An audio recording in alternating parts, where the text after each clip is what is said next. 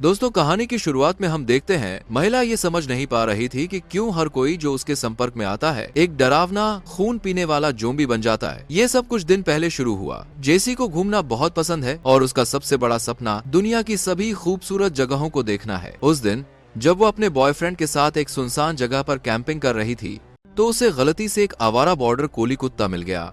उसके बॉयफ्रेंड को ये बहुत अजीब लगा, यहाँ तो कोई आता जाता भी नहीं है, तो खोया हुआ पालतू जानवर यहाँ कैसे हो सकता है। लेकिन जेसी अपना प्यार जताने से रुक नहीं सकी। उसने न केवल कुत्ते को खूब सारा खाना दिया बल्कि उसे गले लगाकर सो भी गई। नतीजा यह हुआ कि अगली सुबह जेसी ने अपने टखने पर कुछ लाल दाने देखे। उसके बॉयफ्रेंड ने सोचा कि शायद कल उस कुत्ते के पिस्सू के कारण ऐसा हुआ है, जब तक कि उसने खुद पर भी कई लाल दाने नहीं देख लिए। तब उसे लगा कि कुछ तो गड़बड़ है। सिर्फ आधे दिन में जेसी ने देखा कि उसके बॉयफ्रेंड को तेज बुखार हो गया है और उसके शरीर के लाल दाने पिघलने लगे हैं। इसलिए उसने तुरंत एम्बुलेंस को बुलाया। उसने दुआ की कि उसका बॉयफ्रेंड जल्द से जल्द अस्पताल पहुंच जाए, लेकिन एम्बुलेंस एक अंधेरे गोदाम में रुक गई। जेसी हैरान थी। तभी कुछ आदमी जो सुरक्षा सूट पहने हुए थे गाड़ी में घुस आए और उसे जबरदस्ती बाहर खींच लिया। जब जेसी होश में आई तो उसने खुद को एक छोटे से अंधेरे कमरे में बंद पाया। हर दिन सुरक्षा सूट पहने आदमी उसे खाना देते थे।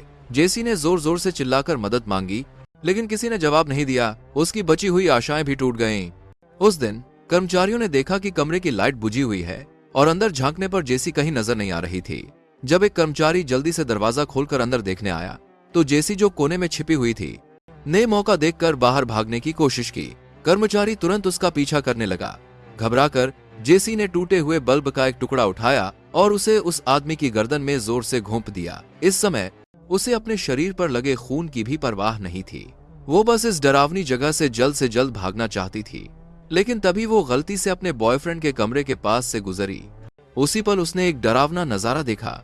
उसके बॉयफ्रेंड का पूरा शरीर फफोलों से भरा हुआ था। वो चिल्ला रहा था और जेसी से उसे बाहर निकालने की गुहार लगा रहा था, लेकिन दरवाजा कसकर बंद था और गलियारे में अलार्म बज चुका था। जेसी को अपने बॉयफ्रेंड को छोड़कर अकेले ही भागना पड़ा, क्योंकि उसने अभी अभी किसी को मारा था। उसने सोचा कि वो घर जाकर अपना सामान पैक करके भाग जाएगी, लेकिन जैसे ही वो घर के अंदर गई उसने बंदूकधारी आदमियों को देखा। जेसी तुरंत चौंक गई। जाहिर था कि वे उसे पकड़ने आए थे। वह खिड़की से भाग निकली। वो लगभग आधे दिन तक सड़क पर चलती रही। तभी उसने बाहरी नंबर प्लेट वाली एक छोटी ट्रक देखी। जेसी बिना हिचकिचाहट के उस पर चढ़ गई और ट्रक के पीछे के डिब्बे में लेटकर गहरी नींद में सो गई। उसे नहीं पता था कि किसी अंधेरे कमरे में एक तकनीशियन उस पर पूरी तरह नजर रखे हुए था। अगले दिन जब ड्राइवर टॉयलेट गया तो जेसी तुरंत ट्रक से कूद गई और साथ ही ट्रक से कुछ खाना और एक नक्शा भी ले लिया। वह अच्छी तरह जानती थी कि अगर वो इस देश में रही तो जरूर पकड़ी जाएगी, इसलिए उसने मन ही मन ठान लिया। उसने तय किया कि वह उत्तर की ओर पड़ोसी देश में भाग जाएगी और रास्ते में दृश्यों का आनंद भी लेगी। घने जंगल को पार करने के बाद जेसी ने रोशनी वाला एक फार्म हाउस देखा। उसे बहुत नींद आ रही थी। वह जल्दी से लकड़ी के तख्ते पर सो गई। अगली सुबह जेसी ने देखा कि फार्म हाउस में ढेर सारा खाना जमा है। वह कुछ खाना गर्म करने ही वाली थी कि फार्म हाउस के मालिक ने उसे पकड़ लिया। उसे लगा कि अब उसका काम खत्म हो गया है, लेकिन फार्म मालिक बहुत ही अजीब तरह से दयालु था। उसने उसे डांटा नहीं या दोष नहीं दिया, बल्कि उसके लिए एक बढ़िया नाश्ता तैयार किया। फार्म मालिक की पत्नी ने उसे गर्म पानी से नहाने के लिए कहा। जेसी ने दिल से इस फार्म वाले जोड़े का शुक्रिया अदा किया और खुशी खुशी बाथरूम की ओर चली गई।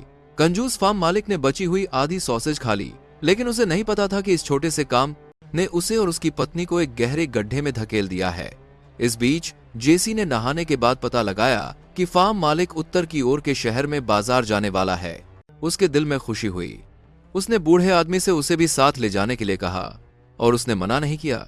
जब गाड़ी सबसे उत्तरी जंगल के किनारे पर पहुंची तो जेसी जानती थी कि अब जाने का समय आ गया है। विदाई से पहले फार्म मालिक ने अजीब तरह से खांसी शुरू कर दी और कहा कि उसने उसके लिए एक बैग तैयार किया है जिसमें कुछ खाना और साफ पानी है। जेसी का दिल आभार से भर गया। बूढ़ा जोड़ा वाकई बहुत दयालु था। दुर्भाग्य से उनकी दयालुता इस भयानक अंत को नहीं रोक सकी। इसी बीच निजी जासूस पेगी ने अपने पुराने बॉस का स्वागत किया, जिसने कहा कि वह उसे एक काम देना चाहता है। काम था जेसी नाम की एक संक्रामक बीमारी वाली महिला को जिंदा पकड़ना। चूंकि इनाम बहुत बड़ा था, पेगी ने बिना सोचे हाँ कर दी। इसकी वजह बहुत मजबूर करने वाली थी। उसे एएलएस नाम की एक लाइलाज बीमारी थी। इलाज करने वाले डॉक्टर के अलावा पेगी ने किसी को नहीं बताया था। उसे डर था कि वह अपनी बाकी की जिंदगी व्हीलचेयर पर बिताएगी। इसीलिए वह बड़ी मात्रा में पैसा कमाने से पीछे नहीं हटी। वह बस चाहती थी कि उसकी बीमारी धीमी हो जाए। पैगी इस पैसे कमाने वाले काम को बहुत गंभीरता से ले रही थी। उसी दोपहर उसने जेसी के बारे में जानकारी इकट्ठा करना शुरू कर दिया। पुराने बॉस के एक आदमी ने निगरानी कैमरों की मदद से जल्दी ही जेसी के यात्रा मार्ग का पता लगा लिया। पैगी ने समय बर्बाद नहीं किया और तुरंत उस फार्म की ओर गाड़ी चलाई जहां वो रुकी थी। सुरक्षा के लिए उसने सावधानी से सुरक्षा सूट पहना, लेकिन पूरे कमरे के कोने कोने में ढूंढने पर भी उसे गंदगी के अलावा कोई इंसान नहीं मिला। पैगी के मन में एक बुरा ख्याल आया। उसने चारों ओर देखा और आखिरकार गोदाम में एक झुकी हुई शख्सियत को देखा। वह घुटनों के बल बैठी लगातार खांस रही थी। किसी को पास आता देखकर वह तुरंत खड़ी हो गई और अपना डरावना चेहरा दिखाया। जैसे ही पैगी ने बंदूक निकालने की कोशिश की, संक्रमित फार्म मालिक ने उसे जकड़ लिया। वह जल्दी से उसकी पकड़ से छूटी, अपनी बंदूक उठाई और कई गोलियां चलाईं। आखिरकार उसने संक्रमित फार्म के जोड़े को मार डाला। पैगी को अब पूरा यकीन हो गया, जिस जेसी का वो पीछा कर रही थी वो कोई साधारण संक्रामक मरीज नहीं थी, बल्कि एक चलती फिरती जहरीली रानी थी। पुराने बॉस को अपनी गलती का एहसास हुआ और उसने तुरंत सारी जानकारी भेज दी। इस मिशन का मुखिया स्थानीय प्रसिद्ध बायोटेक कंपनी थी। वायरस बनाते समय एक शोधकर्ता गलती से संक्रमित हो गया था। हालांकि उसे जल्दी पकड़ लिया गया था, लेकिन संक्रमित पालतू कुत्ता भाग गया था। इस तरह वायरस जेसी तक पहुंच गया। शायद बीच में कुछ बदलाव के कारण जेसी को संक्रमित होने के बाद सिर्फ हल्के दाने के लक्षण थे, लेकिन उसके संपर्क में आने वाले हर व्यक्ति की त्वचा पिघल जाती थी और वे बहुत हिंसक हो जाते थे। आज की जेसी सचमुच एक चलती फिरती जहरीली रानी थी। टेक कंपनी को डर था कि बात बिगड़ जाएगी और साथ ही उसके शरीर में वायरस के खिलाफ लड़ने की शक्ति भी हो सकती है। इसीलिए उसने निजी जासूस को पकड़ने के लिए कहा। पैगी को इस काम को लेने का पछतावा हो रहा था, लेकिन पुराने बॉस को लगा कि वह सबसे सही आदमी है, इसलिए खतरनाक मिशन करना उसके लिए ठीक था। पैगी का मन गाली देने का था, लेकिन एलएस के इलाज के लिए जरूरी बड़ी रकम के बारे में सोचकर उसने चुप रहना चुना। इस समय जेसी को नहीं पता था कि वह एक चलती फिरती जहरीली रानी है। रास्ते के दृश्यों का आनंद लेते हुए वो अनजाने में सीमा के पास के एक छोटे शहर में आ गई। जेसी एक बार में गई और अंशकालिक नौकरी की तलाश करने लगी। मालकिन को उसका शांत और आत्मविश्वासी व्यवहार बहुत पसंद आया, इसलिए उसने उसे रसोई में काम पर रख लिया। जेसी मालकिन की मदद के लिए बहुत आभारी थी और दोनों इतने घुल मिल गए कि उन्होंने एक ही गिलास से पी लिया। नतीजा यह हुआ कि मालकिन भी संक्रमित हो गई। अगली सुबह जेसी ने मालकिन को नाश्ते के लिए बाहर बुलाने के लिए दरवाजा खटखटाया, लेकिन कमरे से कोई जवाब नहीं आया। उसने सोचा कि वह सो रही होगी। उसे नहीं पता था कि मालकिन के शरीर में वायरस पहले ही सक्रिय हो चुका है। जेसी नाश्ता लेकर वापस जा रही थी, तभी वह रास्ते में एक पालतू जानवरों की दुकान से गुजरी। उसने एक सुंदर बिल्ली को देखा और उसे तुरंत जंगल में मिला वह पालतू कुत्ता याद आ गया। जब वह सपने देख रही थी तो उसका सामना पैगी से हो गया, जो उसका पीछा करते हुए शहर तक आ गई थी। शुक्र है कि सफेद बिल्ली अचानक गुर्राकर खड़ी हो गई। जेसी ने तुरंत कुछ गलत महसूस किया और जल्दी से मुड़कर तेजी से चल दी।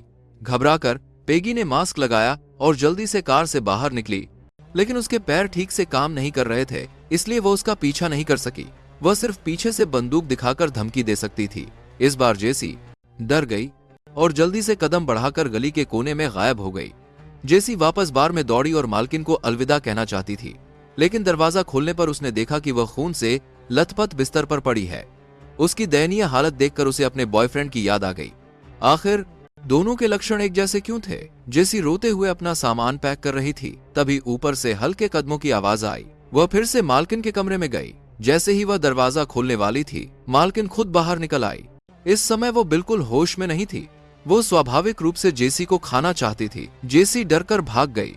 बचने की कोशिश में उसने मुश्किल से एक लोहे की कड़ाही पकड़ी और इस तरह उसने दयालु मालकिन को मार डाला। जेसी को आखिरकार समझ आ गया कि वे लोग उसे क्यों बंद करना चाहते थे। क्या मालकिन और बॉयफ्रेंड दोनों उसी के कारण संक्रमित हुए थे? हालांकि और भी डरावनी बात होने वाली थी। जेसी ने पाया कि उसे भी वही लक्षण दिखाई दे रहे थे। उसके बाल गुच्छों में अपने आप गिरने लगे थे। अगली सुबह पैगी सुराग के आधार पर बार में आई। खिड़की के शीशे से उसने फर्श पर पड़ी मालकिन को देखा। यह जगह सीमा से ज्यादा दूर नहीं थी।